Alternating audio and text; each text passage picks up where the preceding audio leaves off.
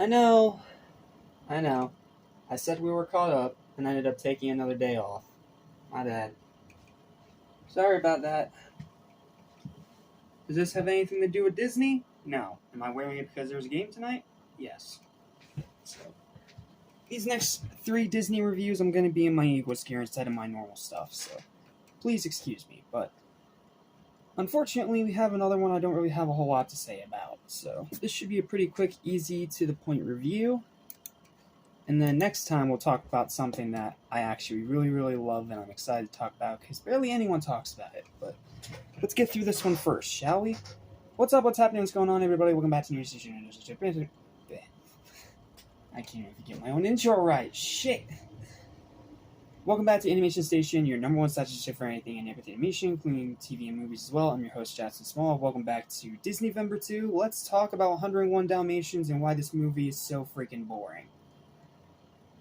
Yeah, sorry, I'm not even gonna mince words about it. There's no ifs, ands, or buts about it. I find this movie boring. Is it a bad movie? No. But is it a rewatchable movie? No. Is it one of the best Disney movies of all time? Absolutely not. But is it fascinating? Kind of? I'll do my best to explain it, but I don't really have a whole lot to say about this one, so please excuse me for this being another really short review. I just barely have anything to say about it, because even after this being a first-time watch, I still have nothing, so here's my written review. I hope you enjoy. I apologize if it triggers anybody.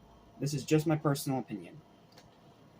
Unfortunately, it's yet another case of it's very beloved and highly regarded, but I have pretty much nothing to say about it. It's not bad, but unfortunately it's pretty disappointing and overall quite boring. At least with Lady and the Tramp, for all of its faults, at least still had a solid story, and I couldn't deny that it had that classic Disney charm to it. This one has almost nothing worth acknowledging. Cruella de Vil is a fantastic villain. The rotoscoped animation is pretty interesting because this was Disney's first ever attempt at it. Up to this point, it was usual just hand-drawn animation. This is when they started experimenting with more digital stuff. And this one used rotoscoping animation to make it easier to animate all the dogs. It's interesting to see Disney try this kind of animation, but I can't say that it really works per se. It hasn't aged well is what I'm saying. It's fascinating for the time, but nowadays it's a bit unremarkable. The animation is just okay. The final chase scene is great and easily the best part of the entire movie. Self-explanatory. And like Lady and the Tramp, it is pretty cute if you are a dog owner. If you're a dog owner, you'll have some attachment to this movie. But the characters are forgettable, the story's bland, there's far less depth than previous films, the pacing is way too slow, the runtime is too long, and rewatchability is pretty low. Like, outside of Cruella, I barely remember a single thing about this movie at all. Overall, it's harmless and it's not the worst of things to be watching, but it's a pretty huge downgrade from their previous work, and in my opinion, just flat out boring. It has its moments, but personally I'd recommend giving it a skip, and it's definitely one of the weakest movies we've looked at in this second marathon so far. Sorry. Final verdict for this movie is a 5 out of 10. It's the textbook definition of average. It has its moments, and it is cute, but it just has too many problems. Sorry. But that's going to do it for this review. Thank you guys so much for watching. Please don't forget to like, share, and subscribe for more videos like this almost every single day. Stay tuned as I hopefully don't screw up my intro in the next video, because next time we're talking about one of my favorite Disney movies. It may not be in like my top 10 or 20 best lists, but it is an awesome movie, and I'm excited to talk about it with you guys.